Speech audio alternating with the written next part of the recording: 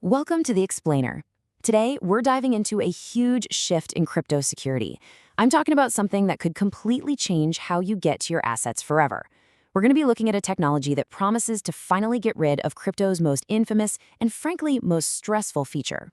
Yeah, for years, crypto has basically been defined by those dreaded 12 or 24 words, right? But now there's a new technology that's here to replace them. For a lot of people, this is a massive, long overdue leap forward for usability. But, for the crypto purists out there, it also raises some pretty serious security questions. Okay, let's get into it. So before we can really appreciate where we're going, we have to remember the problem we're all trying to solve. And that is the sheer heart-pounding anxiety of the seed phrase. I mean, come on, I think we all have. That single piece of paper or that metal plate you've got hidden somewhere, it's a single point of failure. And it's been a huge barrier for getting normal people into crypto and a source of constant stress for those of us already here. It's just technical, it's clunky, and the stakes? Well, they couldn't be higher. A seed phrase is, well, it's the ultimate master key. It can bring back every single one of your assets, your entire transaction history, on any device, anywhere in the world. It's so powerful, in fact, that one security article I read called the seed phrase the ultimate prize for scammers. Because if they get it, they have total, and I mean total, irreversible control of your funds. Game over. So what if we could just get rid of that master key entirely? What if accessing your crypto felt as simple and as second nature as just unlocking your phone? Well, that right there, that's the incredible promise of Passkeys. Okay, so this is the core tech that makes all the magic happen. It's called account abstraction, or ERC 4337 if you want to get technical, and it is a complete game changer. The best way to think about it is like upgrading your wallet from a simple lockbox with just one keyhole to a programmable smart safe. This safe can have all sorts of ways to open it: your fingerprint, your Face ID, maybe even a group of trusted friends, instead of just that one single all-or-nothing key. It's this flexibility that finally lets us move beyond the old seed phrase model. So here's the crucial point. Passkeys replace a secret you have to remember and protect, your seed phrase, with something you are, like your face or your fingerprint, or something you have, like your phone. It's a fundamental shift in the security model, away from knowledge and toward possession and biometrics. And this just shows the difference perfectly, doesn't it? I mean, setting up a wallet goes from the super stressful ritual of writing down words, hiding the paper, worrying about it, to a single familiar action that we all do dozens of times a day without even thinking. The amount of friction this removes is it's massive. This is the kind of Web3 experience we've all been waiting for. This isn't just some random new feature that popped up out of nowhere. It's really the next logical step in this long journey to make crypto accessible to, billions of people, not just millions. The goal has always been to hide the complexity without giving up on the core ideas of Web3. And passkeys are probably the boldest step in that direction yet. But, and believe me, this is a big but, this incredible ease of use comes with a fundamental trade-off.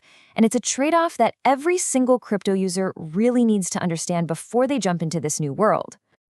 This is the central question that security experts are asking. And it forces us to look a little closer, to pop the hood and see how passkeys actually work. Is all this convenience coming at a hidden cost? A cost to our security and our self-sovereignty? Now, what's really interesting here is how this whole thing frames two totally opposing philosophies.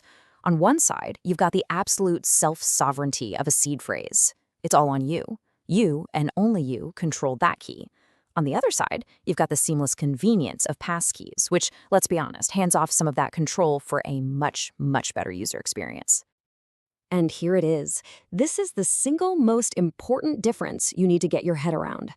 Unlike a seed phrase, where you're told again and again to store it offline, never take a picture of it, never digitize it, your passkey is saved online by default, by Apple, by Google, by your password manager. So this practice, while it's fantastic for recovering your wallet, also creates what security pros call a honeypot. It's a central, high-value target for hackers. It centralizes your risk. And since crypto transactions are irreversible, if someone compromises your Google or Apple account, that could now mean an instant and total loss of your funds. The attack vector hasn't disappeared. It is simply shifted. So what happens in the most common real-world scenario? Your phone gets lost, it's stolen, or it just breaks. This is where the Passkey model really shows both its incredible strengths and its potential weaknesses. This is a number one question people have, right? And thankfully, the answer is usually no. So let's break down how recovery actually works, because it's absolutely crucial to understanding this entire system. So for most people, as long as you have Cloud Sync turned on, recovery is, well, it's seamless. Because the passkey is tied to your account, your Apple ID or your Google account, and not just one physical phone. You can just log into that account on a new device and get access back instantly. It just works. And this, right here, is the great paradox of passkeys. The very same feature that makes recovery so incredibly easy and stress-free is the exact same one that creates that honeypot vulnerability we just talked about. Your cloud account effectively becomes the new master key to your entire crypto kingdom. So it's pretty clear that neither system is perfect. There's really no single right answer for everyone. The best choice for you depends entirely on your own personal security model and what kind of risks you're more comfortable managing. So let's break down the trade-offs to help you decide. This table, I think, lays out the choice as clearly as possible. It really all boils down to one simple question. Are you better at protecting a physical object, like a piece of paper, from being lost, stolen, or destroyed in a fire? Or are you better at protecting a digital account from phishing, hacking, and social engineering attacks? If you choose the path of full self-custody with a seed phrase, then these rules are absolutely non-negotiable. Your security depends 100% on your own discipline to keep that phrase completely and totally isolated from the online world. It's all on you.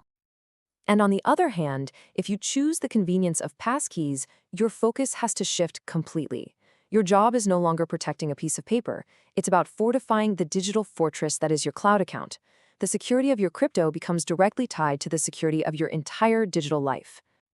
Ultimately, passkeys don't eliminate risk. They just change its shape. They move it to a different place. They trade the old-school risk of physical loss for the very modern risk of a digital compromise. And knowing that, truly understanding that trade-off, that's the single most important step you can take to keeping your crypto safe, no matter which path you decide to choose.